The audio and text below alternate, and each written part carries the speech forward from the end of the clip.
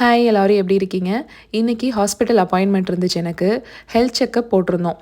வருஷத்துக்கு ஒரு தடவை எப்படியும் போய் செக் பண்ணிவிட்டு வந்துடுறது தான். அவர் முன்னாடியே போயிட்டு வந்துட்டார். எனக்கு இன்றைக்கி தான் ஃபாஸ்டிங்கில் தான் வர சொல்லியிருந்தாங்கன்னு சாப்பிடாம தான் போயிருந்தேன். ஹாஸ்பிட்டலில் என்னை ட்ராப் பண்ணிவிட்டு அவர் வேறு ஏதோ வேலை இருக்குது நான் அங்கே போகிறேன் அப்படின்னாரு. பார்த்தா போகலை போல். 2 பேர் உட்காந்து கலர் பண்ணிக்கிட்டு இருந்திருக்காங்க. கிளினிக் மொத்தமுமே கிறிஸ்மஸ் டெக்காராக தான் இருந்தது. கிறிஸ்மஸ் ட்ரீயும் சூப்பராக இருந்துச்சு. ஒரு ஃப்ளூ ஷாட் இருந்துச்சு இன்னைக்கு. அதுக்கப்புறம் பிளட் டெஸ்ட், யூரின் டெஸ்ட் எல்லாம் எடுத்துருவாங்க. ரிப்போர்ட்ஸ் அதுக்கப்புறமா தான் அனுப்புவாங்க.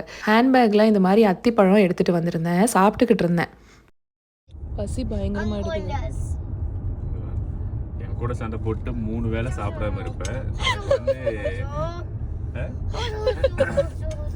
ஒரு வேளை சாப்பிடக்கூடாதுன்னு சொன்னா உனக்கு ரொம்ப பசிக்குது இப்போ. அது நானா சாப்பிடாம இருந்தா ஓகே.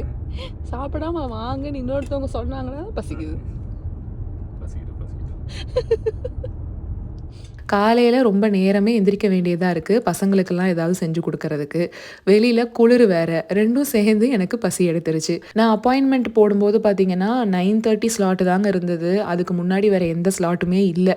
டாக்டரை பார்க்கும்போதே 9:45, வீட்டுக்கு வர்றப்ப 10:45, 11 ஆயிடுச்சு. அதனால தான் இந்தளவுக்கு பசி.